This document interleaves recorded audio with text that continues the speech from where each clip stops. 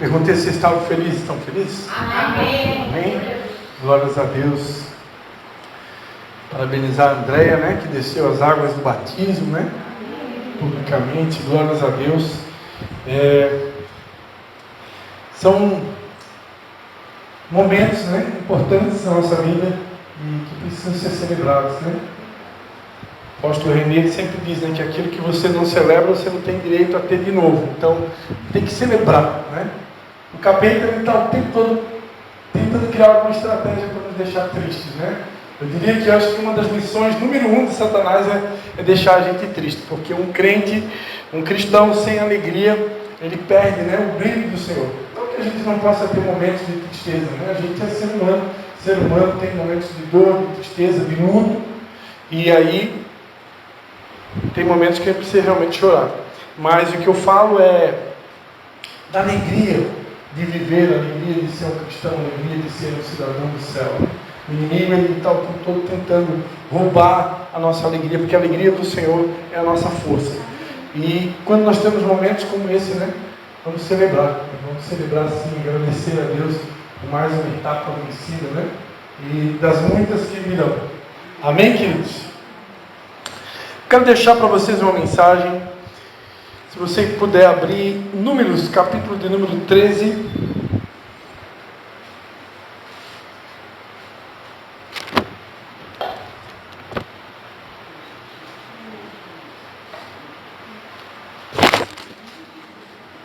Números, capítulo de número 13. Como eu sei que você não lê a Bíblia em casa, eu vou ler a Bíblia aqui todinha. Desculpa aí, é só fazer um teste para saber quem está lendo a Bíblia. Mas eu fiz sexta-feira, ontem, né, na minha célula lá em São João, a gente leu quase o capítulo inteiro, né? De vez em quando eu faço isso, porque, não sei se você sabe, né, Deus me deu um ministério que chama Vinha as Águas, né? Então, para quem não sabe, também a água na Bíblia representa a palavra, representa o Espírito Santo. Os dois são um, né? A palavra, o Espírito Santo, o Pai, eles são um. Então a palavra é a água, e a água é a palavra, né? A palavra purifica como a água também, embora que a água está mais ligada ao Espírito Santo, né? E a palavra está mais ligada a Jesus, que é o Verbo. Mas, então, quando você lê a palavra, você está se alimentando do Verbo, que é Jesus. E como o nosso ministério é Vinha das Águas, está ligado a esse banho de palavra, né? Essa purificação pela palavra. Venham as águas, né? Jesus, ele é a fonte de águas vivas. Então, quanto mais a gente lê a palavra, mais a gente se limpa, mais a gente se lava, né? Mas a palavra de Deus, ela não só limpa, como ela alimenta, ela fortalece e ela dá direção. Vamos lá, Números capítulo de número 13. Quem achou, diga amém. Amém. Quem não achou, diga misericórdia. Quem ainda não tem uma Bíblia, procure adquirir o mais rápido possível, dentro das suas condições. Ou baixe um aplicativo de Bíblia no seu celular de maneira gratuita. Deixe o celular no modo silencioso durante o culto e preste atenção no que o pastor está falando. Porque embora ele seja um vaso de barro, Deus ainda usa jumento, Deus ainda usa vaso de barro, e se precisar, ele fala através das pedras, né? Tá bom, entendedor? Amém. Glórias a Deus. Disse o Senhor a Moisés: envia homens que espiem a terra de Canaã, que eu hei de dar aos filhos de Israel. De cada tribo de seus pais envia um homem, que seja um de seus príncipes. Aqui em Tijucas a gente vai mudar a Bíblia, a gente vai dizer envia uma mulher. Só para descontrair. Eu quis enviar homem, Lucas, está feia a coisa. Então envia uma mulher aqui em Tijucas.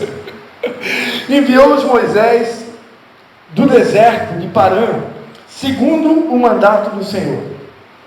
Todos aqueles homens eram príncipes dos filhos de Israel. São estes os seus nomes: da tribo de Rúben, Samua, filho de Zacur; da tribo de Simeão, Safate, filho de Uri; da tribo de Judá, Calebe, filho de Jefoné; da tribo de Issacar, Gigeal, filho de José; Da tribo de Efraim, Oséias, filho de Num. Da tribo, que depois veio a se chamar Josué. Abre parênteses, fecha parênteses. Para quem não sabe dessa curiosidade. Da tribo de Benjamim, Palti, filho de Rafu. Da tribo de Zebulon, Gadiel, filho de Sodi. Da tribo de José, pela tribo de Manassés, Gade, filho de Suzi. Da tribo de Dan, Amiel, filho de Gemali. Da tribo de Aser, Setur, filho de Micael. Da tribo de Naphtali, Nabi, filho de Vossi. Da tribo de Gade, Gel, filho de Maqui. São estes os nomes dos homens que Moisés enviou para espiar a terra. Moisés deu a Oséias, filho de Num, o nome de Josué. Quando Moisés os enviou para explorar a terra de Canaã, disse-lhes: subi ao Neguebe e escalai as montanhas. Vede como é a terra e o povo que nela habita. Presta atenção aí, escalai as montanhas. Guarda essa frase aí. Escalai as montanhas. Vede como é a terra e o povo que nela habita, se é forte ou fraco, se são poucos ou muitos. Como é a terra em que habita? É boa ou má? Como são as cidades em que vivem? São abertas ou fortificadas? Como é o solo? É fértil ou estéril? Tem matas ou não? Esforçai-vos, repita comigo, esforçai-vos, e trazei do produto da terra. Era o tempo das primícias das uvas. Assim subiram e espiaram a terra desde o deserto de Zim até Reob, a entrada de Amate. Subiram através do Neguebe e vieram até Hebron, onde viviam Aimã, Sessai e Talmai, filhos de Enaque. Hebron tinha sido fundada 7 anos antes de Zoan, no Egito. Depois vieram até o vale de Escol, e dali cortaram um ramo de vide, com um cacho de uvas, o qual 2 homens trouxeram numa vara, bem como romãs e figos. Chamou-se aquele lugar o vale de Escol, por causa do cacho que dali cortaram os filhos de Israel. Ao fim de 40 dias, voltaram de espiar a terra. Vieram a Moisés, a Arão e a toda a congregação dos filhos de Israel no deserto de Parã, a Cádiz. Deram-lhes conta a eles, bem como toda a congregação, e mostraram-lhes o fruto da terra. Relataram a Moisés o seguinte: fomos à terra a que nos enviaste. Ela verdadeiramente emana leite e mel. Este é o seu fruto. Mas o povo que habita nessa terra é poderoso, e as cidades fortificadas e muito grandes. Também vimos ali os filhos de Enaque. Os amalequitas habitam na terra do Neguebe. Os heteus, os jebuseus e os amorreus habitam na parte montanhosa. E os cananeus habitam junto ao mar, ao longo do Jordão. Então Calebe fez calar o povo perante Moisés e disse: subamos animosamente e possuamo-la em herança, pois certamente prevaleceremos contra ela. Em outras palavras, traduzindo para o Novo Testamento, se Deus é por nós, quem será contra nós? Calebe falando. Porém, sempre tem um porém, O negócio de porém na Bíblia é terrível, Porém, os homens que com ele subiram disseram: não podemos atacar aquele povo, é mais forte do que nós. Diante dos filhos de Israel infamaram a terra que tinham explorado, dizendo: a terra pelo meio da qual passamos a espiar é terra que devora os seus moradores. Todo o povo que vimos nela são homens de grande estatura. Também vimos ali gigantes, pois os descendentes de Enaque são de raça gigante, e éramos aos nossos próprios olhos como gafanhotos, e assim também lhe parecíamos. Amém? Estenda sua mão aqui na minha direção e abençoa. Esse velhinho vai fazer 50 anos esse ano. Não é velhinho não, é só para brincar com vocês. Pai, em nome de Jesus, te damos graças, Senhor, por mais essa oportunidade de poder compartilhar a Tua palavra.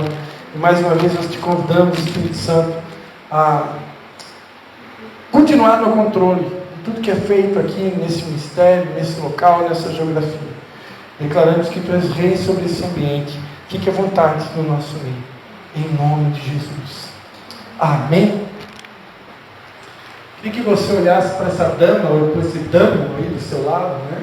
E você perguntasse assim para ela, ou para ele: de que lado você está? Olha lá, faz essa pergunta: de que lado você está? Pergunta para 3 pessoas: de que lado você está? Pergunta aí, crente: de que lado você está? Agora olha aqui para mim.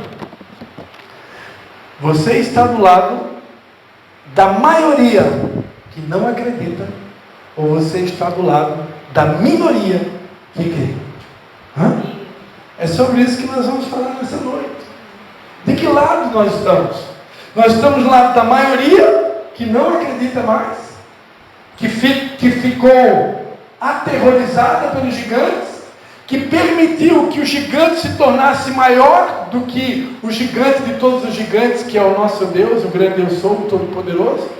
Ou você está do lado da minoria, do lado de Caleb e de Josué, que apesar de terem visto os mesmos gigantes, de terem enfrentado as mesmas adversidades, de terem visto os mesmos problemas, ainda assim continuam crendo: vamos subir, vamos possuir, vamos conquistar, porque Deus está do nosso lado.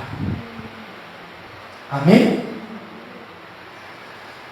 Amados, esse mesmo Moisés, que enviou 12 príncipes, 12 espias, para espionar uma terra que Deus havia prometido, uma terra que manda leite e mel, Deus havia prometido que entregaria nas mãos deles. Esse mesmo Moisés, um dia, precisou enfrentar um faraó. Davi precisou enfrentar um gigante. Jesus precisou enfrentar uma cruz. E esses espias também precisavam enfrentar os seus gigantes. Conversava com o Lucas, quando a gente vinha para cá, de Canelinha até Tijuca, eu vinha conversando, né? Jesus nunca disse que seria fácil. Eu já preguei aqui para vocês. Jesus disse: quem quiser, não é obrigatório, é livre. Quem quiser vir após mim, tome a sua cruz, negue a si mesmo e siga-me. Ele não disse que ia ser fácil, ele disse que ia ter cruz. E ele disse, né, que quem ama pai, mãe, filhos, amigos mais do que a mim, não é digno de mim. Quem não toma a sua cruz e me segue, vem após mim, não é digno de mim. Então não é molezinha. Não é molezinha. Ele disse que teria cruz. Em outras palavras, vai ter gigantes também. E os gigantes estão ali para serem derrotados, um após o outro. Tem o gigante do medo, o gigante da dúvida, o gigante do desânimo, o gigante da opressão, o gigante da mentira, o gigante da fofoca. Tem tudo que é tipo de gigante, irmão. Eu estou servindo a Deus há muito tempo, eu já vi tudo que é tipo de gigante que você imaginar. Quando se levanta um, cai um, aí cai um, levanta o outro, e levanta o outro, cai o outro, levanta um, e é uma loucura. Os gigantes nunca param, e eles sempre estarão ali. Por quê? Porque Deus está o tempo todo querendo mostrar para nós que com Ele nós podemos todas as coisas naquele que nos fortalece. Deus está o tempo todo querendo nos levar a um novo nível de fé. Porque sem fé é impossível agradar a Deus.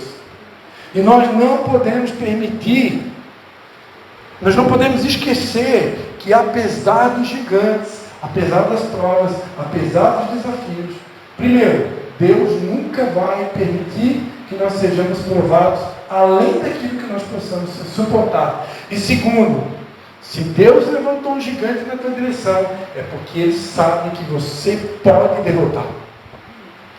Mas o problema é que nós estamos cercados por uma multidão que já se acostumou a olhar para o gigante, já se acostumou a olhar para o problema, e que muitos já não acreditam mais.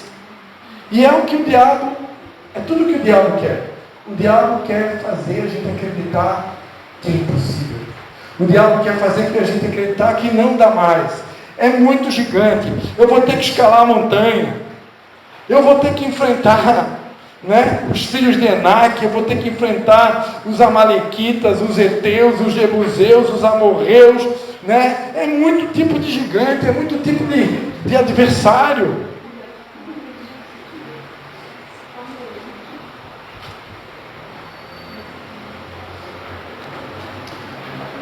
Alguns anos atrás, Deus deu uma visão a 2 homens. Interessante que esses homens, eles moravam em lugares diferentes, e Deus deu praticamente a mesma visão para esses 2 homens, e se tornou muito conhecido. Essa visão é a visão dos 7 montes. Não sei quantos aqui já ouviram falar sobre a visão dos 7 montes. Boa noite, minha irmã amada. O que é a visão dos 7 montes? A visão dos 7 montes fala de 7 montanhas de influência. Quais são as montanhas de influência? A montanha das artes, a montanha da mídia, a montanha do governo, a montanha da educação, a montanha da economia, a montanha da família e a montanha da religião. E Deus, amados, Ele espera que nós possamos, como cristãos, ser influenciadores de todas essas montanhas. Deus espera que, como cristãos, nós venhamos conquistar todas essas esferas. Agora, o que aconteceu ao longo dos anos? O que acontece desde a época em que Moisés enviou esses príncipes para espiar a terra prometida? Muitos de nós esquecemos da autoridade que Deus nos deu para governar. Jesus nos fez reis e sacerdotes. Rei governa, rei tem autoridade. Jesus disse: eis aí que vos dou poder e autoridade sobre serpentes e escorpiões. Então nós recebemos autoridade da parte de Deus, e essa autoridade é para governar em todas as esferas da sociedade. Nós precisamos ser influência na montanha das artes, na mídia, na educação, no governo, na economia, na religião, mas em primeiro lugar na família. Hoje, amados, eu tenho visto Deus trabalhar na minha vida, e eu tenho percebido claramente, que a família é prioridade máxima para Deus.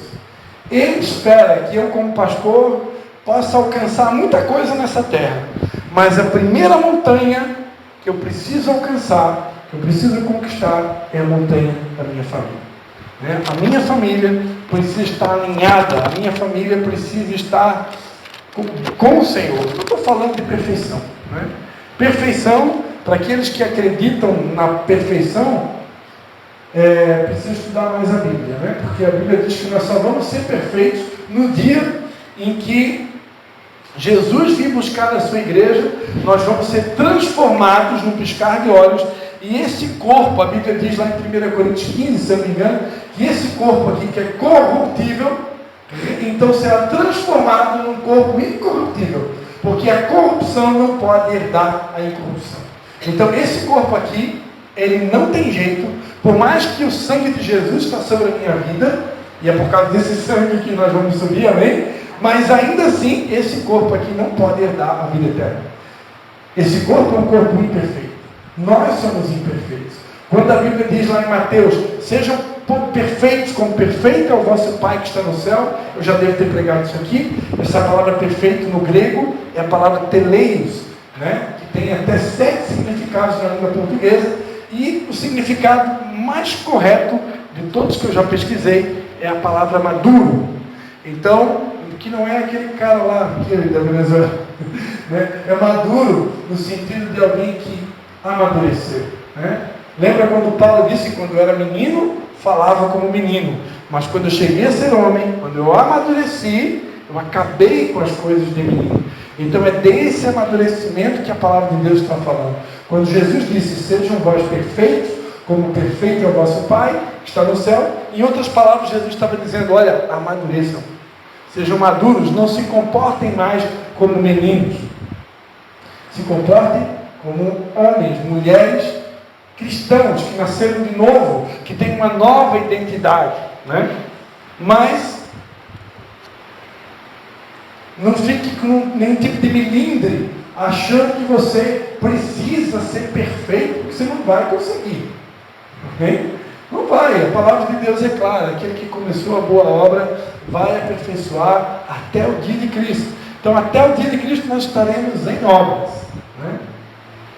Deus disse para Abraão, anda na minha presença e ser perfeito. Quando eu ando na presença dele, quando eu estou revestido pela glória dele, espiritualmente, nas regiões celestiais, eu me torno perfeito. Quando eu estou com ele, andando com ele, conectado a ele, ligado a ele, com a essência dele. Mas isso não me livra de erros.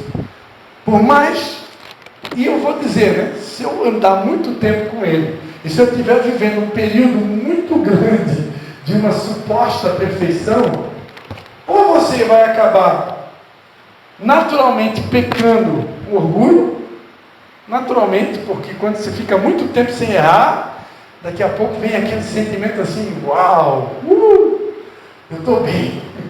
E aí você acaba pecando, né?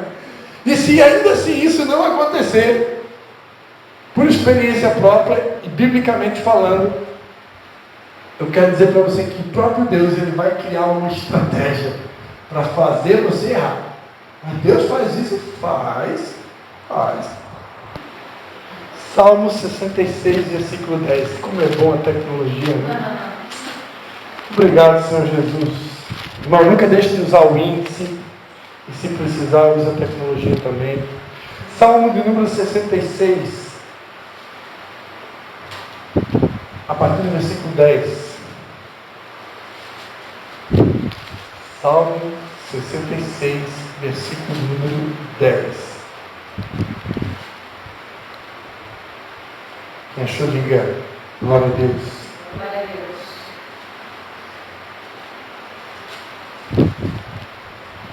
Salmo 66, versículo 10 diz assim: pois tu, ó Deus, nos provaste, tu nos refinaste como se refina a prata, tu nos deixaste cair do laço. A tua Bíblia está escrita assim: Deus nos deixou cair do laço. Como é que está na tua, Ana Cristina? Tu nos deixaste cair na armadilha. Ó, na Bíblia da Ana Cristina está: tu nos deixou cair na armadilha. Meu Deus, mas Deus deixa a gente cair na armadilha, Ana Cristina. Que Deus é esse? Aqui está assim, tu nos refizeste a ele. Ó, Os nossos nomes. na Bíblia de André diz que Deus colocou a gente na rede. Meu Deus, piorou. Vamos continuar. Aí diz assim, ó, e cargas pesadas nos colocaste nas costas. Versículo 11 ainda. Como é que está na tua aí, Ana Cristina? Oprimiste as nossas costas. Mas Deus também oprime a gente. Eu achei que era só o diabo. Mas Deus também faz isso? Faz. Por quê? Depois você vai entender. Fizeste com que os homens cavalgassem sobre as nossas cabeças. Passamos pelo fogo e pela água, mas nos trouxeste a um lugar de abundância. Entrarei na tua casa com holocaustos e te pagarei os meus votos. Votos que havia pronunciado os meus lábios e dito a minha boca quando eu estava na angústia. Então, amados, Deus, Ele deixa a gente cair na armadilha. Ele coloca cargas pesadas nos nossos ombros. E por que Deus faz isso? Aquilo que eu estava falando agora há pouco. Tempos e tempos, Deus ele precisa fazer isso para que o nosso nível de busca aumente, para que a gente não se torne autossuficiente. Porque nós, seres humanos, é assim. Se o time está ganhando, está dando tudo certo, o dinheiro está entrando na conta, é só vitória. Agora é só vitória. Agora é só vitória.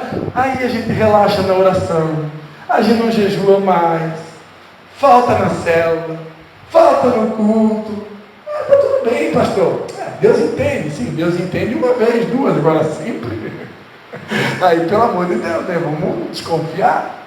Aí, quando a gente começa a relaxar, irmãos, Deus ele começa a colocar umas pedrinhas no ninho, uns espinhos, uns gravetos no ninho, né, da águia. Não tem águia aqui? Para a águia poder voar. Amém? Isso é uma outra pregação. Mas é assim, amados. Deus, ele nos prova, ele nos refina. E ele permite muitas vezes situações difíceis acontecerem para nos levar para mais perto dele. Ele não negocia. Ele quer a gente por inteiro. A Bíblia diz lá em Provérbios, né? Filho meu, dá-me o teu coração. Deus, ele me quer por inteiro. Nós cantamos aqui, né? Toma-me, rendido estou. Mas eu pergunto a vocês, será que nós estamos realmente rendidos? Será que nós estamos realmente rendidos? Porque se eu estou realmente rendido, não é mais a minha vontade, é a vontade dele. Não é mais do meu jeito, é do jeito dele. Amados, não é fácil. Quando as coisas não acontecem como a gente planeja, como as coisas acontecem diferente daquilo que a gente quer, como é difícil, a nossa carne geme. E muitas vezes nós não entendemos. Mas Deus não perdeu o controle. Ele está trabalhando nas nossas vidas. E a Bíblia diz em Jó capítulo 42 que os planos do Senhor não podem ser frustrados. Então o que Ele estabeleceu para a nossa vida vai se cumprir. Mesmo que o diabo querendo ou não querendo, vai se cumprir. Amém? Agora, é claro, eu tenho que estar sempre me certificando que algumas adversidades que a gente possa estar passando não seja o pecado ou por brecha, né? Porque tem adversidades, desertos e guerras que nós enfrentamos por causa de brecha. E aí não tem nada a ver com Deus te amassando, né? O vaso amassando, o oleiro amassando o vaso, né? Não, aí é consequência de pecado. Se eu pecar, todo pecado vai gerar uma consequência. A irmã Doris aqui me socorreu aqui na última vez que eu estive aqui. Eu falei sobre o pecadinho, pecadão, né? E aí ficou meio que no ar assim que, tipo, né? Pecadinho não vai ter problema. Não, no pecadinho vai ter problema também. Né? Pecado é pecado. Dependendo do tamanho, todo pecado tem uma consequência. A diferença é que tem pecado maior, vai gerar uma consequência maior. Mas o pecado pequeno também vai gerar uma consequência. E o diabo, né? A antiga serpente, ele sempre vai usar a mesma estratégia. A mesma estratégia que ele usou com Eva lá no jardim. Ah, não, como é que Deus te falou? Você comer dessa árvore aí, do conhecimento do bem e do mal, você vai ser igual a Deus? Ah, deixa de ser boba, menina. Come logo que emagrece. A estratégia do diabo é terrível. Come logo. O pastor está engraçado hoje, né? Porque hoje é dia de ceia, irmão. Então Satanás, irmão, ele usa a mesma estratégia. Ele nunca vai dizer para você que o pecado é pecado. Ele vai dizer, não, isso não vai dar nada. Né? Se você fizer esse pecadinho aí, essa coisinha que você está pensando na mente agora, né? Não vai dar nada. Mas vai dar sim. Porque se é pecado, é pecado. Se é errado, se é quebra de princípio, vai trazer consequências. O diabo está o tempo tentando conversando, irmão. Tentando convencer a gente. Ah, quantas experiências, né, que a gente tem ao longo dos anos. Quantas situações que o diabo tenta nos convencer. Não, isso não é nada. É uma estratégia milenar. E o pior é que às vezes a gente acaba dando ouvidos, né, à serpente. Né? E a consequência vem. Então, que nós possamos vigiar e orar para não entrar em tentação. E que se vier algum tipo de adversidade na nossa vida, se algum tipo de carga pesada estiver sendo colocada sobre nós, que não seja por causa do pecado, mas que seja o próprio Senhor nos levando para um nível mais profundo de entrega, de renúncia, de intimidade, de busca, de comunhão, e que nós venhamos ser aprovados, porque Ele quer realmente nos refinar como ouro. Amém, queridos?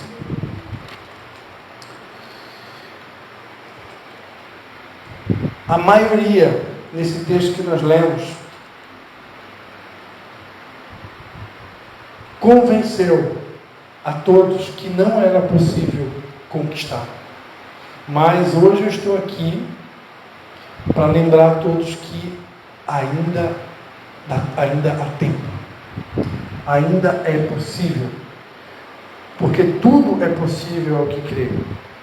Deus não depende de uma maioria. Eu já preguei aqui para vocês sobre Gideão. Gideão foi para a guerra com 28 mil. A fé, a confiança dele estava depositada nos 28 mil. E Deus mostrou para ele: Gideão, não é os 28 mil que vai te dar a guerra. Quem vai te dar a guerra, quem vai te dar a vitória sou eu. E Deus peneirou, refinou, diminuiu para 10 mil. Mas a peneira não parou. Deus passou mais uma peneira. E aí sobrou 300. E eu garanto para vocês, não foram os 300 que deram a vitória para Gideão. Ainda foi o Senhor. Deus só diminuiu para 300 para mostrar para Gideão que não era os 28 mil. Não era a multidão. A vitória não está na multidão. A vitória está no Senhor. Do Senhor é a guerra. Amém? Você sozinho com Deus é a maioria. Você lá no seu trabalho, sozinho. Mas pastor, se tu soubesse, meu trabalho é tão difícil que só tem eu de crente lá. Eu olho para a esquerda, é ímpio. Eu olho para a direita, é ímpio. O meu patrão é ímpio. Minha patroa é ímpio também. E agora, o que eu faço? Na escola, meu Deus do céu. Na faculdade, meu Deus do céu. Se só tem você lá, você e Deus é maioria. Você pode dar aplauso ao Senhor Jesus? Amém? Quando Deus chamou Moisés para ir até Faraó para libertar o povo do Egito da opressão de Faraó, Moisés disse: tá, mas o Senhor vai mandar um exército comigo? Quem que vai me acompanhar nessa missão? Moisés, é o seguinte, vai lá, diz que eu sou, estou te enviando, e eu e tu juntos já está bom, já é suficiente. Não, mas Senhor, você não está entendendo, não. Esse gigante aí, esse tal de Faraó, é muita coisa para mim. Tá bom, Moisés, tá bom, vou mandar um Arão aí, vou mandar o teu irmão contigo para te ajudar. Para de chorar agora, vai tu e teu irmão e eu, já está bom. Chega, mas só, porque não é nem o teu irmão que vai te dar a vitória, é eu, Moisés. Davi, lembra de Davi? Lá com o gigante? Davi e uma pedrinha, né? Foi ou não foi suficiente? Por quê? Porque Deus estava com Davi. Então, amados, Deus me trouxe aqui para te lembrar nessa noite. Deus nos colocou nessa terra para governar. Deus colocou nessa terra para estabelecer o reino dele, para possuir essa terra para ele. E enquanto estivermos nessa terra, nós não podemos esquecer dessa missão da igreja, que é buscar o reino, manifestar o reino, estabelecer o reino. Deus quer transformar a terra no céu. Por mais que pareça impossível, e nós sabemos que isso vai se concretizar de maneira integral quando Jesus voltar nas nuvens. A Bíblia diz que ele vai, lá em Jerusalém, ele vai vencer Satanás. Satanás será preso por 1000 anos, e durante esses 1000 anos, nós reinaremos com Cristo aqui na terra.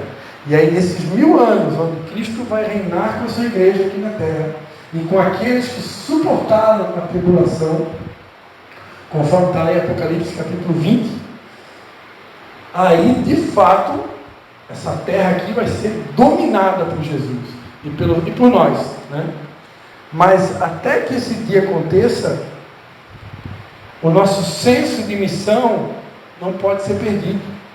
Jesus não mudou, a missão da igreja continua sendo ide por todo o mundo, fazer discípulos de todas as nações, batizando em nome do Pai, do Filho e do Espírito Santo. Eu sei que eu, como pastor, às vezes parece que a gente é chato, porque a gente fica repetindo isso, repetindo. Mas por que eu preciso repetir isso? Porque eu cansei de ver ao longo dos anos, por exemplo, os pequenos grupos, as células, muitas vezes perdendo o foco. E nós não podemos perder o foco. Eu já vi, em nome de Jesus, isso não acontece aqui em Tijucas, esse povo aqui é uma bênção. Eu tenho uma célula de uma moça que está sentada aqui também, que é uma bênção, né? Principalmente aqueles docinhos que tem no final da célula, assim, que a gente não pode comer, mas é muito bom, um cafezinho de companhia, né? Porém, amados, eu acredito que de tempos em tempos, Deus usa o pequeno grupo, a célula, também para o processo de cura, porque o Espírito Santo ele se move e a igreja ela passa por estações. E existem estações de cura. Repita: cura-me, Senhor. Amém? E eu creio que a igreja está vivendo uma estação de cura. Eu creio nisso. Eu creio que a gente está vivendo um tempo de cura. E quando a gente está vivendo uma estação de cura, às vezes o pequeno grupo, a célula, eles se transformam num lugar para restauração de alma, de cura de feridas, de fortalecimento. E eu, como líder de célula, preciso ter o time de Deus, o discernimento de perceber até quando vai durar esse ciclo, porque esse ciclo tem um fim. Amém? E quando esse ciclo chega ao fim, eu preciso ir para a guerra. Eu preciso ir em busca da minha terra prometida. E a nossa terra prometida aqui é Tijucas, amém? Amém. Lucas também pode ajudar com Tijucas, não tem problema não. Até porque Deus disse para Josué, né? Todo lugar que tu pisar a planta dos teus pés, eu vou te entregar por herança. Então, enquanto estou em Tijucas, eu sou sal e luz da terra aqui em Tijucas. Mas se eu estiver lá em Canarinho, se eu estiver em Nova Trento, se eu estiver em New York City, né? Quem sabe Austrália ou Jerusalém, né? Jerusalém, eu lá eu vou ser sal da terra. Todo lugar onde Deus me enviar, eu tenho a missão de ser embaixador do reino de Deus, de causar impacto, de causar influência. Eu estava falando, acabei perdendo um pouquinho o fio da meada. Ao longo dos anos, a igreja de Jesus, ela perdeu espaço. E hoje, muitos ímpios estão ocupando o espaço que deveria pertencer à igreja. Hoje tem muitos ímpios ocupando espaço na economia, ocupando espaço nas artes, ocupando espaço na mídia, ocupando espaço na educação, na economia, na religião, na família. Mas quem você acha que deveria ocupar esses espaços que estão sendo ocupados pelos ímpios? Os ímpios ou nós? Quem que detém a verdade? Quem que está do lado do certo? A igreja ou o mundo? Agora, porque a igreja se acovardou, porque nós esquecemos da autoridade que nos foi confiada, da capacidade que Deus nos deu para governar sobre essa terra, infelizmente, assim como aconteceu lá no caso dos espias, né, que a maioria acabou vencendo temporariamente, isso tem se repetido ao longo da história. E muitas vezes nós vimos cristãos, né, vivendo de maneira medíocre. O que é medíocre, pastor? A gente, quando não conhece a língua portuguesa, a gente acha até que é um palavrão, né? Medíocre é estar abaixo da média. Ou estar na média, perdão. Né? Quer viver uma vida medíocre? Eu viver uma vida mediana. E a gente às vezes está vivendo uma vida mediana e a gente acha, tá bom. Eu tenho de comer, eu tenho para comer, eu tenho para vestir, tenho meu carrinho, minha casinha, tem até meu sítio, pastor. Comprei um sítio. Né? E aí a gente acha que está bom, mas o que Deus tem para nós é o melhor. Amém? Deus quer nos levantar como príncipes e princesas, nos colocar em posição de autoridade. Lá no seu trabalho, você tem que ser um destaque do teu trabalho. Lá na tua escola, né, Ana? Você tem que ser um destaque da tua sala. Não para a nossa glória, não é para a glória nossa, para a glória de Jesus. Porque lá naquele ambiente de trabalho, lá naquele ambiente na faculdade, lá naquele ambiente na escola, seja na educação, seja na mídia, nas artes, no governo, na economia, na família, na religião, lá eu tenho que ser a diferença. Porque eu carrego o DNA do Rei dos Reis e do Senhor dos Senhores. Ele me levantou nesse mundo para ser sal, para ser luz, para governar esse mundo, para influenciar esse mundo. Agora, quem não governa é governado. Quem não lidera é liderado. Se eu não ocupar a minha posição de cristão, se eu não tenho o meu posicionamento em Cristo, o inimigo vai se posicionar. Como Deus tem falado ao longo dos últimos anos sobre posicionamento. Todos nós precisamos nos posicionar. As pessoas lá fora precisam saber quem a gente é. Recentemente a irmã Andréia esteve se batizando. Eu ministrei uma palavra para eles ali, uma breve palavra, e eu estava explicando. Quando a gente batiza, eu estou assumindo uma identidade pública, que eu agora me tornei um seguidor de Jesus. Isso é feito em público, para que as pessoas saibam que essa minha decisão não é uma decisão da boca para fora, é uma decisão séria. Eu estou assumindo diante de Deus e de testemunhas que eu sou um cidadão do céu, que eu carrego a identidade de um cristão, e como cristão eu preciso influenciar esse mundo, eu preciso ser a diferença nesse mundo corrompido, pecaminoso, e Deus espera me colocar por cabeça e não por cauda nos lugares onde eu andar. Claro, irmãos, que Jesus nos chamou para servir, e no reino dos céus maior é quem serve. Então, se você estiver, seja numa empresa, seja numa escola, seja em que ambiente for, repartição pública, colocando numa posição de servir, você também é grande quando você serve. Na verdade, você se torna maior quando você se serve, quando você serve. Porque Jesus disse que no meu reino, o maior será aquele que serve. No meu reino, o grande é quem serve, né? E aquele que se torna escravo nem recebe pelo seu serviço, né? Esse aí é o maior de todos, né? Esse é o maior de todos, porque no reino de Deus, grande são os servos. E essa palavra é muito boa, porque vivemos um tempo que essa palavra precisa ser relembrada. Deus nos chama para servir. Servir uns aos outros, servir o reino dele. E servir influenciando por onde a gente andar. Amém? Não permita palavras negativas, palavras de derrota, palavras de medo, palavras de desânimo, palavras de que não vai dar, eu não vou conseguir, é impossível, não dá. Não permita que essas palavras ocupem a tua mente.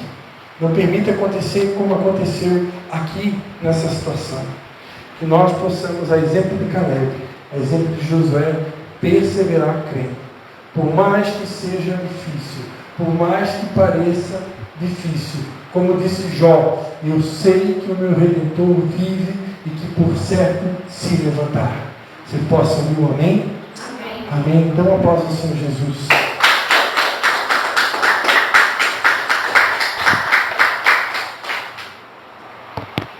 Glória a Jesus, amém.